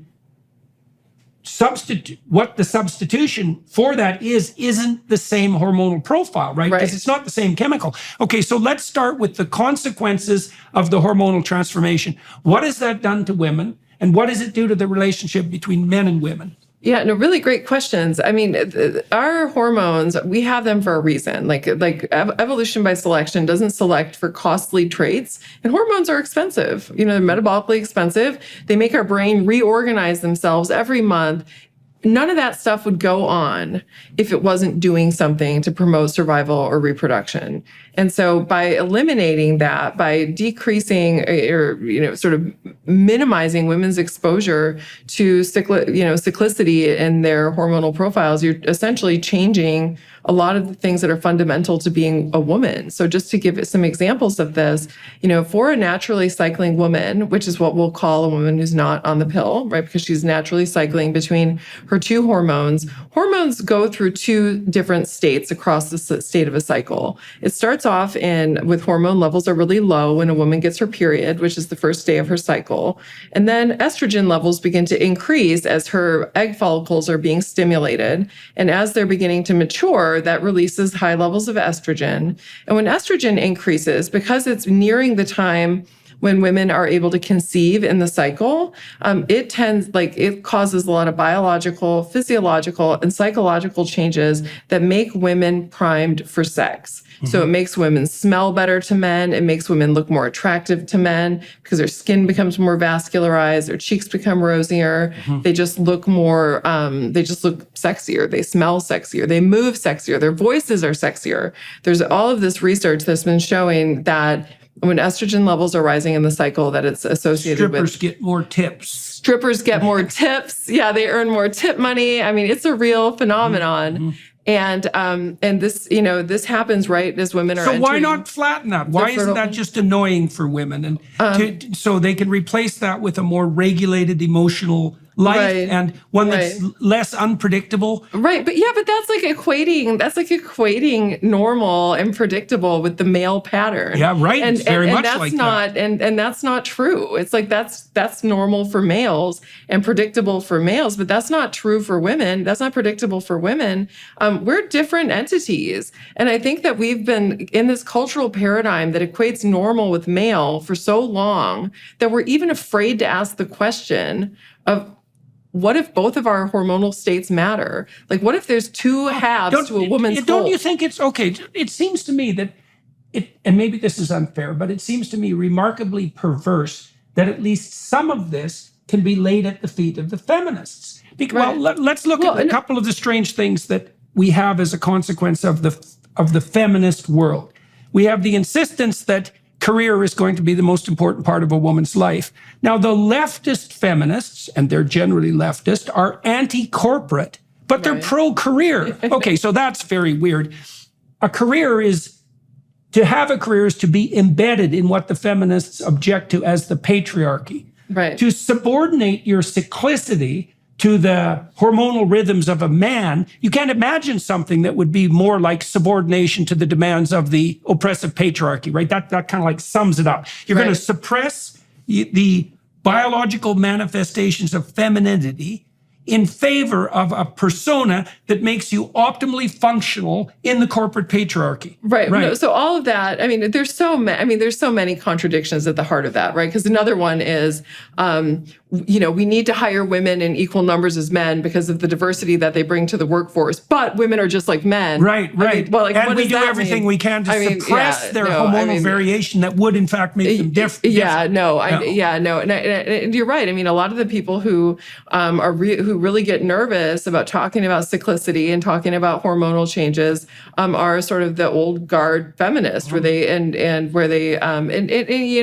I understand where all of that originated. I mean, women, we've had a very bad history of being treated pretty poorly because of the fact that our hormones change. But it's like, I think that it's time that we need to move past that and say, all of this idea that there's something problematic about cycling hormones is assuming that there's only one way to be that's correct, and that way is male. And that's wrong. I mean, to me, it's like, I reject that. And yes, our hormones change, and you can say that they make us unpredictable, but it's actually incredibly predictable. Like, if you give me any woman, you bring her in off the street and put her here, and I ask her how old she is and when was the first day of her last menstrual cycle, I can tell you with pretty good certainty what her hormones are doing at that moment, right? If I bring a man in off the street, I have absolutely no idea what his primary sex hormone is doing, because testosterone is reactive. It increases when there's a beautiful woman around. It decreases if your sports team loses. It increases if your sports team wins. Your political candidate loses, it decreases. So testosterone is incredibly reactive. So that's also relevant to why the men would be hanging around the high status men. Because if your sports team wins, then your testosterone levels. Testosterone, right, and you can go compete more. Right. Yeah, no. So I mean, a lot of these ideas that people have been using to reject the idea or object to the fact that women they have cycles and that there's something problematic about that are all very much steeped in the idea that the male way of being is optimal, normal, and correct, and that the women, the female way of being is problematic. Right. And I absolutely reject that. And so when we take the birth control pill, what it does is, instead of allowing you to cycle between these two hormones, because you start with this big increase in estrogen, which is coordinating all of the activities related to sex and conception, because this is the period in the cycle in which sex can lead to conception. Mm-hmm. And how long a period is that? It's about that period of time is about 5 to 7 days. So about 5 days prior to ovulation, and then within 24 hours of ovulation, during that window, which we call the fertile window, sex can lead to conception. And that's how many days a month? It's about 5 to 7. Yeah, right. Okay. So, and then after ovulation, a little temporary endocrine structure forms from the empty egg follicle, and it begins releasing women's other primary sex hormone, which is progesterone. And when that hormone is being released, it tends to make us sleepier. It makes us hungrier. It makes us, it lowers our testosterone levels. It does a bunch of things physiologically that are helping prepare women's bodies for pregnancy, right? And prepare ourselves for the possibility that an egg might implant. And so women generally are less likely to be going out and doing risky things. They're more likely to avoid contaminants. So women's disgust sensitivity increases. There's all of these things that go on that are essentially preparing our body for this. That's when they have maximal postcoital regret that. I bet that that's so funny. And so you get this waxing and waning between these two hormones that are organizing our bodies for two different activities: implantation and conception, sex and conception, and then implantation and pregnancy. And we go in between these two states. And each of these hormonal states is associated with different types of psychological patterns and physiological patterns. I mean, even they've done studies where they scan women's brains every day across the cycle and take hormone measures. And it's like you see things like white matter density increasing when estrogen is high. You get new dendritic spines in the hippocampus when estrogen is present. And then these things retreat when you're under the control of progesterone. And so we experience all these changes. Right. And that's a very normal part of being a woman. And when you take the birth control pill, what it does is you get a daily dose of a relatively low level of synthetic estradiol, so estrogen, and a relatively high level of synthetic progesterone, which is called a progestin because it's not biologically identical. And this mimics the state that a woman's body is in during that second half of the menstrual cycle when conception isn't possible. And what this does is it sends a signal to the hypothalamus not to stimulate the ovaries to produce a new egg, because it's essentially waiting to see what happens with the one that was just ovulated. And so when you're taking the pill, you get the same daily dose every day of this synthetic hormonal state that's kind of keeping you. So in principle, the body's reacting as if the woman has been sexually satiated in the most fundamental way. She might be pregnant. Yes, she might be pregnant, essentially, is what that is saying. And so one of the logical consequences of that would that, correct me if I'm wrong, she should be less interested in sex. Bingo. But then this also ties into the change in her preference for men. Yes. So let's talk about that a little bit. Because, well, one of the things that really shocked me when I came across this probably 10, 15 years ago was that there was pronounced variability in the faces that women found attractive across the menstrual cycle. And so if you take photographs of the same man and you widen or narrow the jaw, widen jaws is a sign of more classically dominant, it's the wrong way of thinking about it, competent, confident, masculine faces. You can do it with the same man. And the women who are in their most fertile periods prefer the wider jawed men. Yes. And so, so then I thought, this is a problem, because it means that women who are on the pill prefer feminine men. And then I thought, that's a real problem, because it might be that women on the pill really don't like masculine men. That's probably a problem, because we have a lot of tension between women and men in our society, and we have no idea how much that's driven by the fact that the pill is transforming the manner in which females perceive the most masculine men. I mean, it's terrifying if that's the case. Right. No, it's very provocative, right? That's the word I would use. It's incredibly provocative, because what research has been showing now for about 20 years that when women are in the point in the cycle when estrogen is high, that's associated with an increased preference for testosterone cues, like you said. Vocal, facial, and behavioral masculinity are things that women are really zeroing in on right near high fertility in the cycle. And this, of course, begs the question, well, then what happens if a woman is on hormonal birth control and is never in the estrogen dominant phase of her cycle? Then what happens?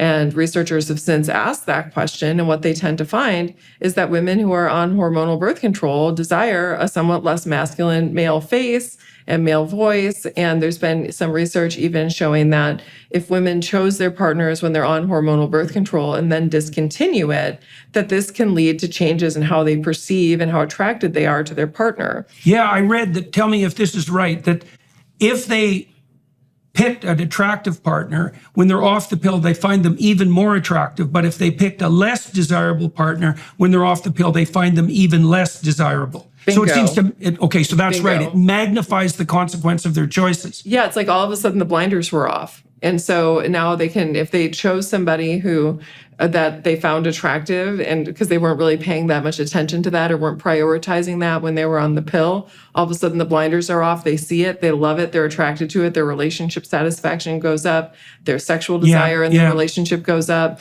And if the opposite happens, it's the opposite.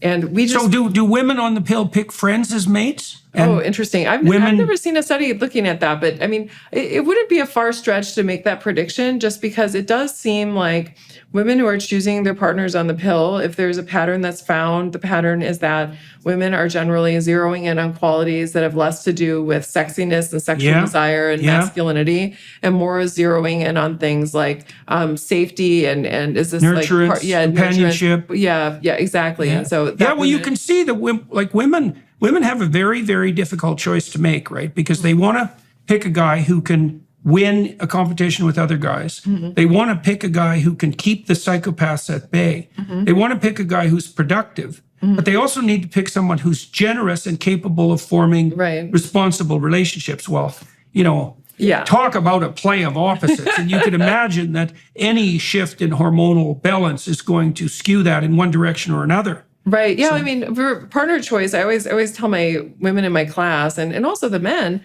the few men that are in my class, because it's a university and it's all women now.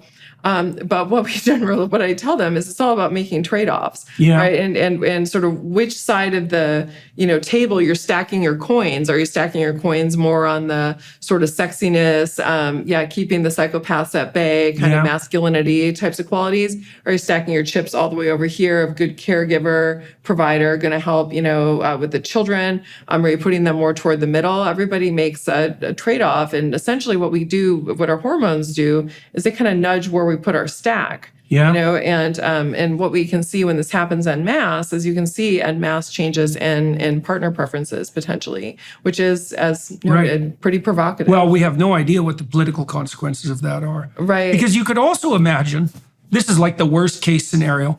Imagine that there's a distribution of women who are affected by hormonal transformation.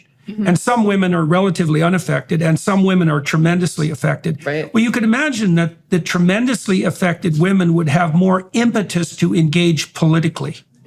Right? So So imagine that there's a subset of women for whom the birth control pill makes masculine men particularly undesirable. Right. Now imagine that transforms itself into political motivation. Because it might. I'm not saying we know this. We don't know it because we don't know anything about the relationship between hormonal transformation and political activism. But the probability that there's no relationship is zero. Right. So we've thrown this new monkey wrench into the works in 1960 that's transformed the relationship between men and women. And we have no idea. We really have no idea what the consequences of that are. No, I was just talking to my class about this because I think it's really fascinating because I think culturally we've been feeling the tensions that are created by this for a very long time now. And again, I'm somebody, I feel very much like I benefited from the pill. I was on it for a decade. It was a great time in my life to be on it. It didn't cause me any problems that I'm aware of. I got to have my kids when I wanted to, got to invest and so on and so forth. But at the same time, having women have the opportunity to invest really heavily in their careers essentially sets up these expectations where women are supposed to be both women and men. Right. And so women now, it's like, because it's not either or. It's not like, oh, are you going to go to work or are you going to stay home and take care of your kids? It's like, no, I'm doing both things. And so we've set up this expectation where women are supposed to be women and men. And I think women's mental health is suffering hugely as a consequence of this. I think it's been very hard for women trying to balance everything and with the expectation that they're supposed to be doing all of it. But it also begs the question of what's left over for the men. Well, and this is what I think is really interesting. So this was the revelation I just had a couple days ago. I actually had it when I was teaching, and I told my students about it. And I'm like, I think I'm onto something with this.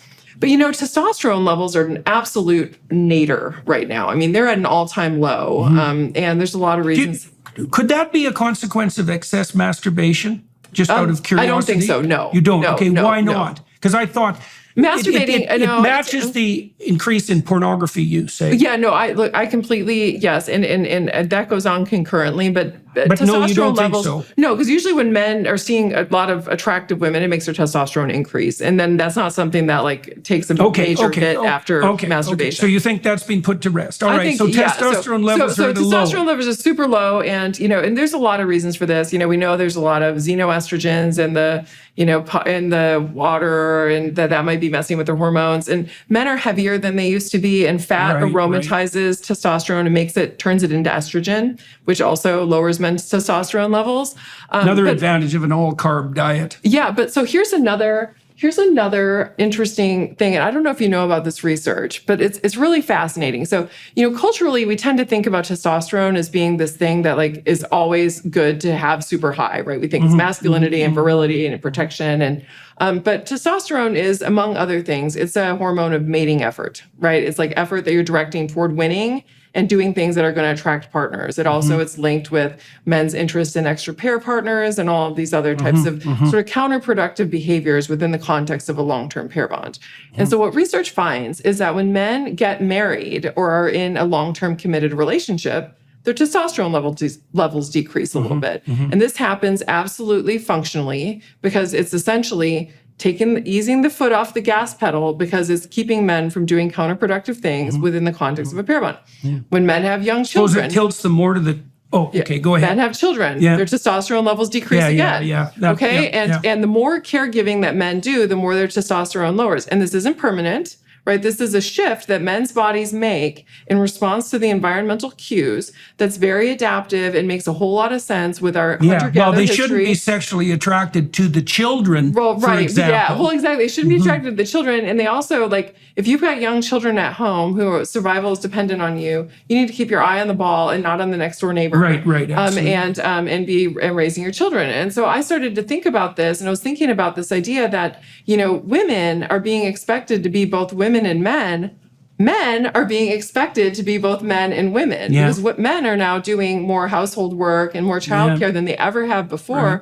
I think which women also tend to find levels, not attractive. Well, no, they do. Like, I mean, it creates problems within the relationship because women lose sexual attraction in that context. But then men's testosterone levels could be decreasing in response to that. And that could be one of the factors that's contributing to men's low testosterone currently, is that we've created this case where women are having to be women and men are having to be men and women. Right. And so what it does perversely for the men is that the men who are adopting the caregiver role more explicitly also put themselves in the terrible position where they're less sexually desirable. Right, I saw a very funny study at one point. It might have been David Buss, because he does funny studies all the time because he's still allowed to.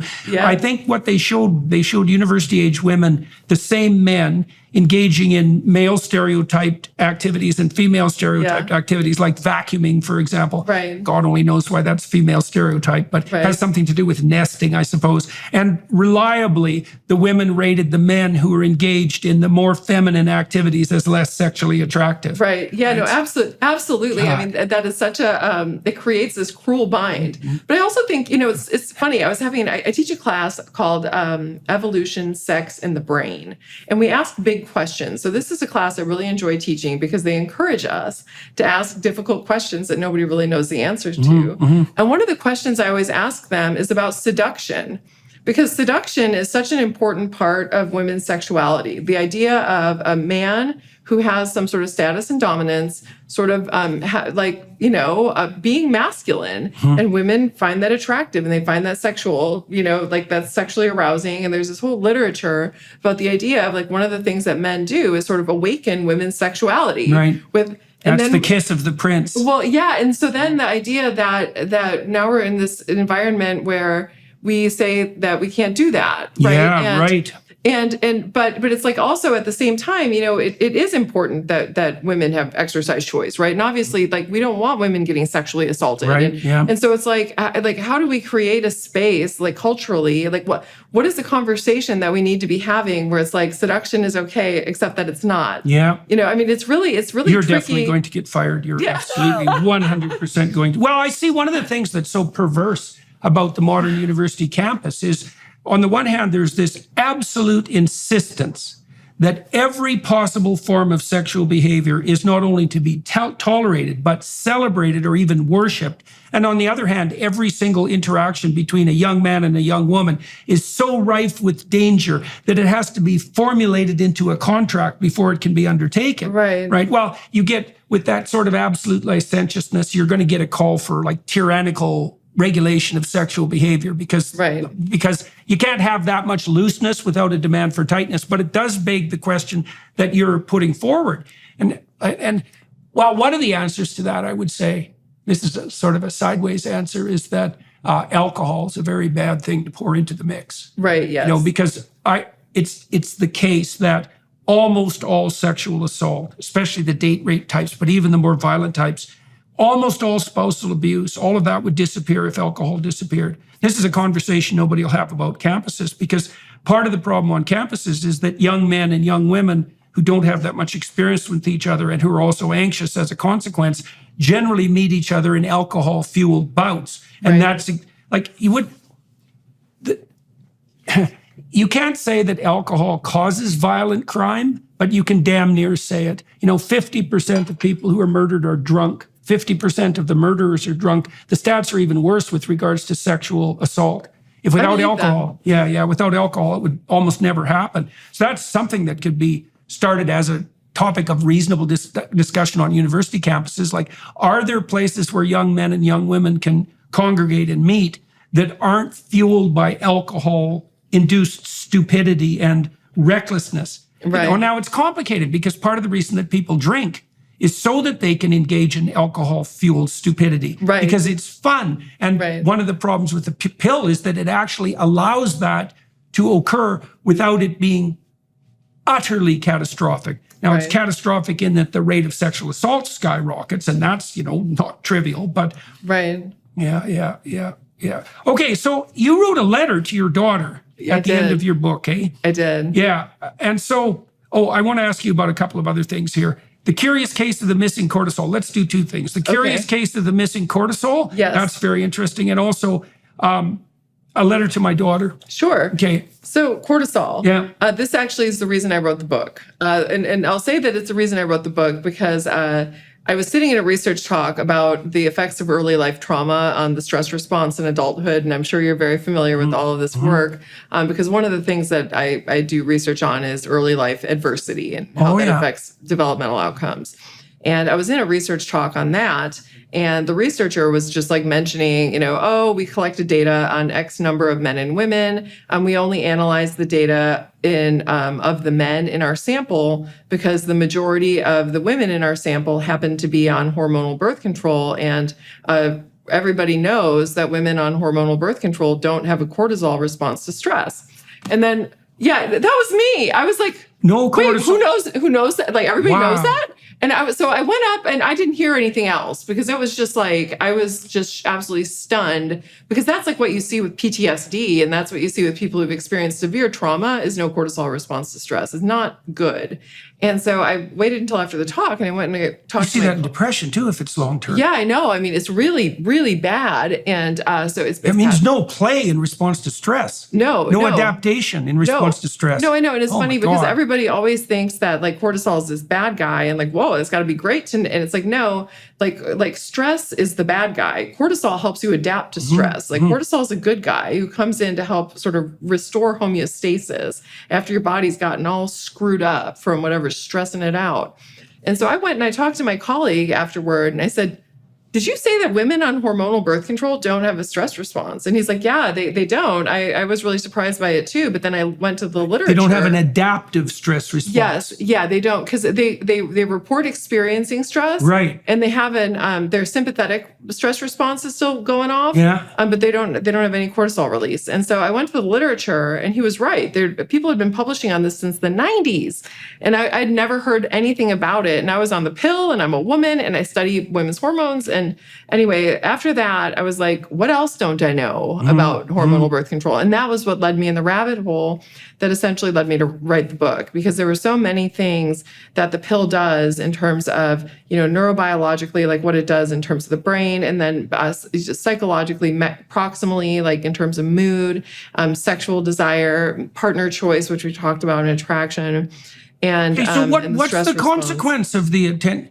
Okay, so women get stressed. So women get they don't stressed. have a cortisol They don't have a response. cortisol Okay, so response what's to the stress. consequence of that? So here's the really great answer. Nobody knows. I'll tell you what we know from research that hasn't directly linked the things together. We just did a study where we found that you get changes in the inflammatory response to stress in hormonal birth control pill users in ways that's consistent with the type of inflammatory response that tends to lead to things like autoimmunity, which we know women are at a much greater risk for than Does men. it lead to depression? Because there's lots of evidence that depression is an inflammatory condition. Yes, depression and anxiety are also some things that we know that being on hormonal birth control puts you at a significant greater risk for. And all of these things are what you would expect in the case when you have a blunted cortisol response to stress. So what does the normal cortisol response do if you're stressed? Right. So normally if you and I are if I'm being filmed, let's say, to be on a podcast a lot of people listen to, what would generally start happening about 5 minutes after I arrived here is my cortisol would start to increase. And it's doing this because it knows that I am in a high pressure situation, right? It could be high pressure good or high pressure bad. bad because stress is something that we get when we're being chased by a pack of hungry wolverines, but it's also something that we get on like our wedding day or Christmas morning for children is a time when cortisol is really high. Opportunity and threat. Opportunity and threat. So it's essentially flagging your brain, something important is happening. Right. So it should heighten attention. Heightened attention. So our brain is aware, it's on its game. We start creating new neurons in our hippocampus are being birthed in response to cortisol. That's because you should learn when there is maximal opportunity and maximal threat. Absolutely, right. Absolutely. And the hippocampus is crucial for that. Absolutely. And that's exactly what's going on. So that's an important thing that our bodies do is grabbing on. It's helping us absorb these important experiences so that way we can have them for later. Right. It dumps fat and sugar. To change. Yeah, to change. It dumps fat and sugar into our bloodstream. So that way our brain has access to glucose, but also so our muscles do. So we can make a quick getaway if we need to get away quickly, if we're being chased. So it should mean that blunted cortisol response should mean that women on birth control don't update their navigational maps as effectively because the hippocampus is also the fundamental place of the origin of hippocampal maps. Yeah, for hippocampal maps. Of navigational maps, right? Yeah, and I've never seen any research on that in particular, but I have seen it with emotional memories. And what they find is that women who are on hormonal birth control have a harder time encoding emotionally valenced events when you stress them out, which is exactly what you would expect when you don't have cortisol response. That means you're not adapting to the... Right, and I've heard... Awful. That's really not good. No, it's not. And I've actually heard from a woman who was a practicing therapist, because I had gotten several emails and finally somebody called me and I answered the phone, which I don't usually do, and I don't know the number, but it was one of these therapists asking about PTSD and therapy when women are on hormonal birth control, because they all had the same theory that women don't respond as well to therapy for PTSD. To exposure.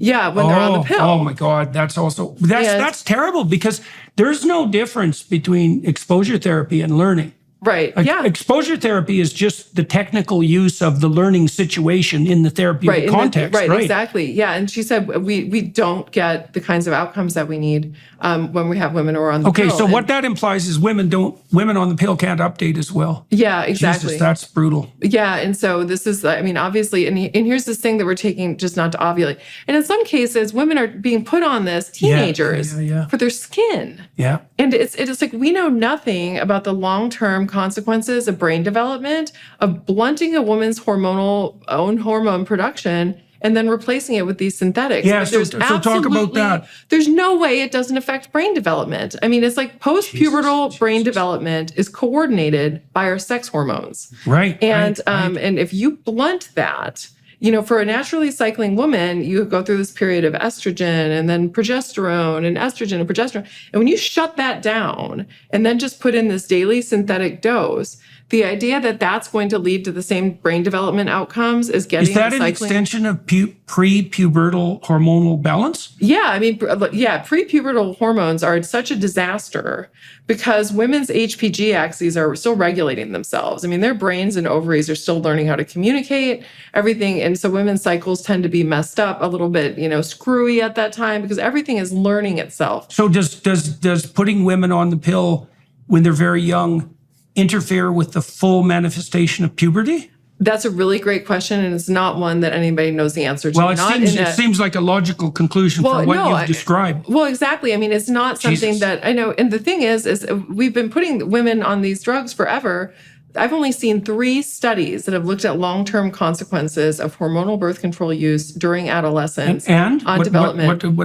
The research is pointing in the direction of the fact that using hormonal birth control during adolescence puts you at a greater risk of developing major depressive disorder over the course of your lifetime, even after you've discontinued it. Not good stuff. Not something that you want your daughter to be suffering so that way she doesn't have acne. And I don't think that this is being very well communicated to the parents of girls. And I think it's a travesty. I really do. Okay, 2 more things.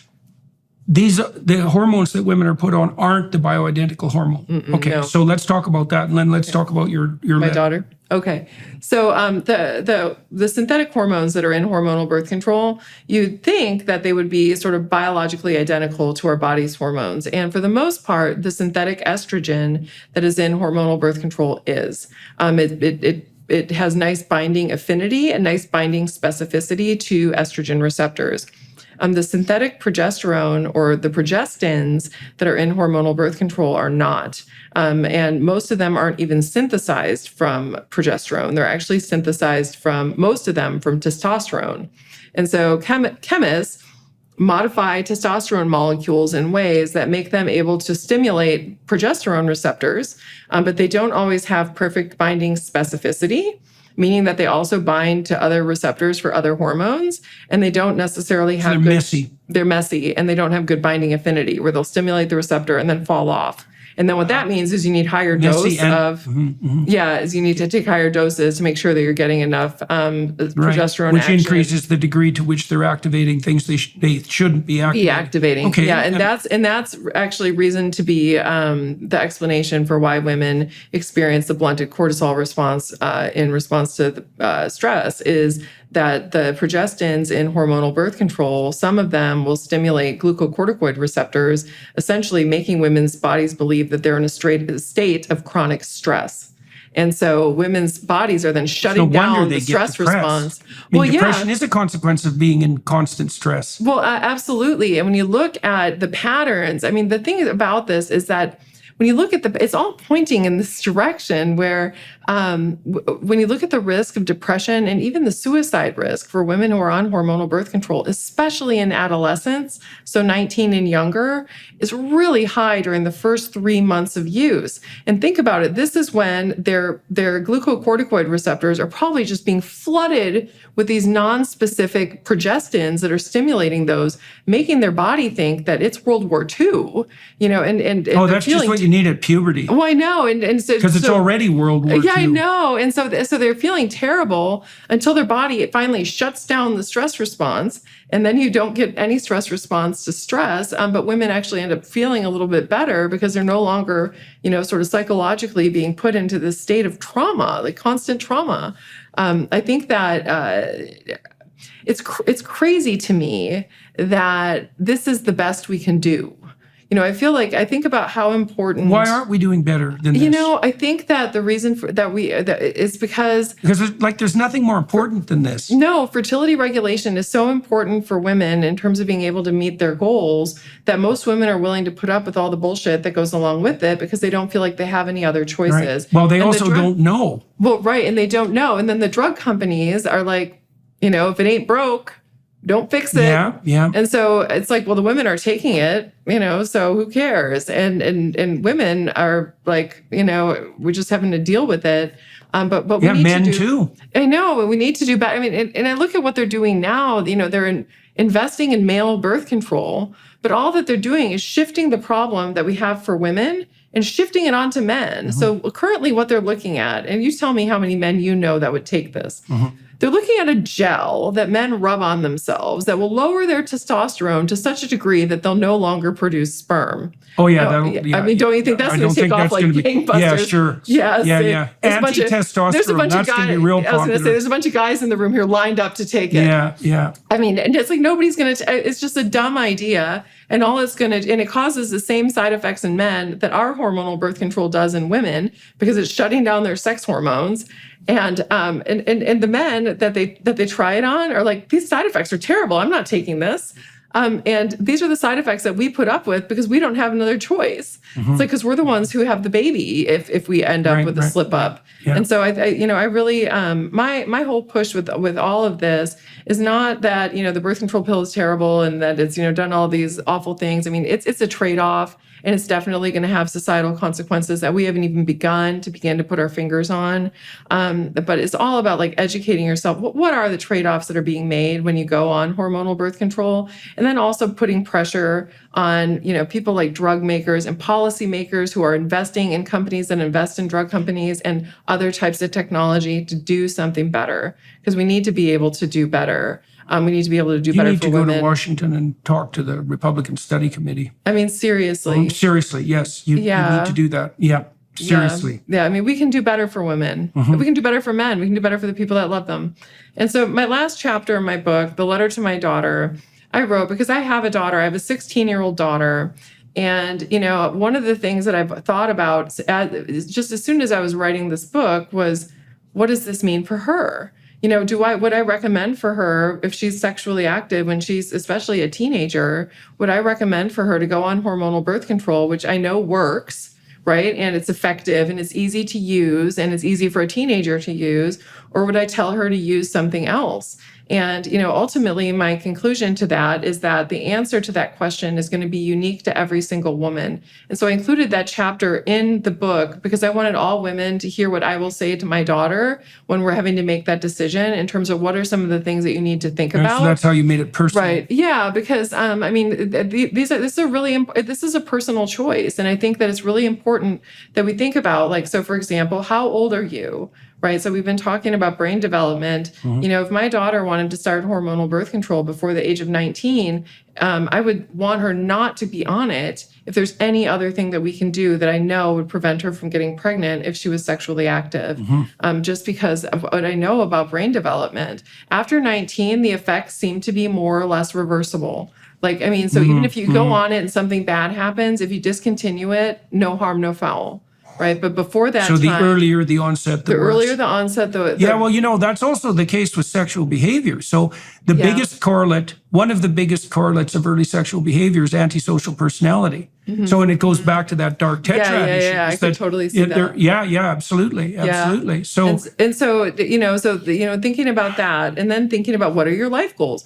Why do you want to be on it? Because some things, preventing pregnancy when especially if you're like a teen girl, for example, that's like the most important thing you can do, really, because, there's no bigger predictor of poverty for women than single motherhood. Nothing. Right. And especially when you're a young single mother, that's just like putting you on the wrong path in terms of like what your aspirational hopes are. And so, it's like considering where you are in your life, considering age, considering the product that you're on, and then sort of going through the different types of things that are out there, considering non-hormonal options and like what the costs and benefits of those things are. We need to be mature enough as a society to actually have a serious conversation with young people about sexual behavior as such. Because one of the things, one of your chapters, I can't remember exactly the title, but is why didn't I know this? Yeah. Right. Well, we're not very good in our sex education at schools of walking people through the dangers of short-term sexual mating strategies either. Right. Because you might say, well, I want to be on the pill. I'm 16 because I want to have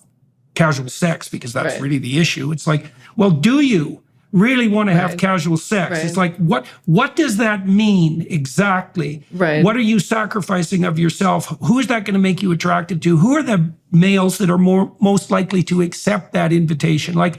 Because we had this idea, and the pill produced this in large part, that we could divorce sex from its broader context, its broader relational context, let's say, its political and social context. And I don't think any of that's true. Right. And so for a comprehensive sex education, not only would people have to be educated in relationship to the sort of biological realities that you're describing, they'd also have to be educated in relationship to the psychological realities, the difference between short-term and long-term mating strategies, how that's associated with personality. It's very, very complicated. Yeah. And, I think that there's a lot of, especially in, because we tend to think about, high school students or college students and short-term sexual behavior. But a lot of the people seeking birth control are people who are in long-term relationships that are, just trying to not get pregnant in the context of their long-term committed relationship. And even just having honest, I love the idea of having honest conversations about, sexual development. Yeah, well, and sexual relationships. Those long-term relationships. Tell me what you think about this. My sense is that you get to try out about 4 people in your life, and that's it.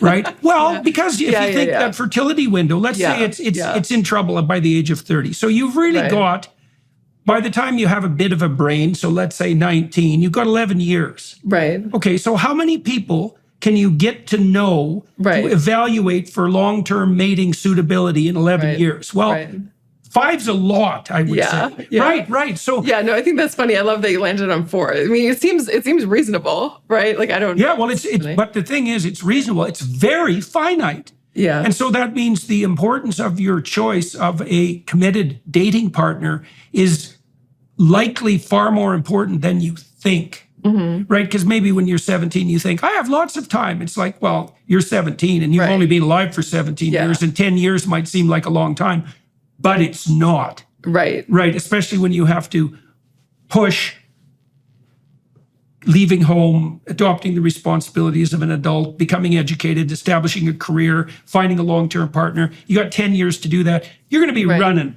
especially if you're female. Right. Yeah. So, Yeah. Interesting.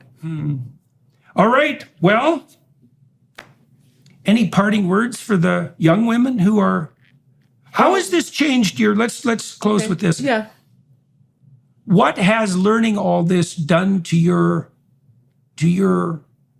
views on birth control? Yeah, that's good enough. Okay. Well, let me think about this for a moment. Well, I mean, to me, I had the same blind spot everybody else had. I was on hormonal birth control for more than a decade of my life.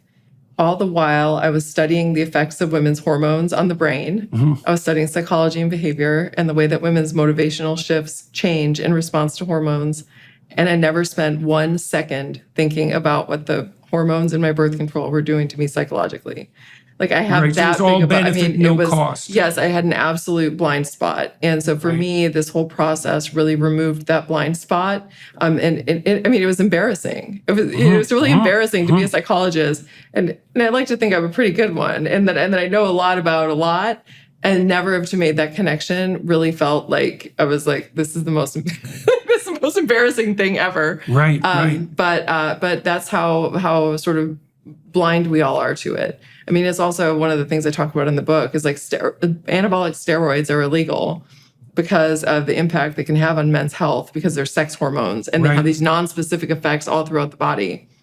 Hormonal birth control has all of these, non-specific effects throughout the body, and it's available over the counter. So, we've got some thinking to do. It's just total blind spot on the way that we treat these two things. And well, we've only had 3 or 4 generations to adapt to the biggest biological transformation in our species history. Yeah, no, I agree. Right. So I agree. we're in the early days of this, but it is insanely complicated and rife with unintended consequences, which you're doing a stellar job of pointing out. And hopefully that will help spark a conversation that's a bit more productive, mature, and focused on the fact that everything has a price. Everything has a price. Right. Thank you. You bet. Right. All right. To everyone watching and listening, thank you very much for your attention. To the Daily Wire people, plus people for facilitating this live conversation, which we're going to be doing a bunch of in the next couple of months. Thank you for the time and effort expended on that. I'm going to talk to Dr. Hill for another half an hour behind the Daily Wire Plus platform. That's usually where I delve into more autobiographical issues. Very interested in how people's interests, how their calling makes itself manifest in their life, often from an early age. So we're going to find that out. These are very useful conversations to attend to if you're interested in, hearing from people who've had a stellar career and often done a good job of balancing that with their life, how they managed it, and you can't hear too much about that as far as I'm concerned. So thank you, everyone, for your attention. Talk to you soon.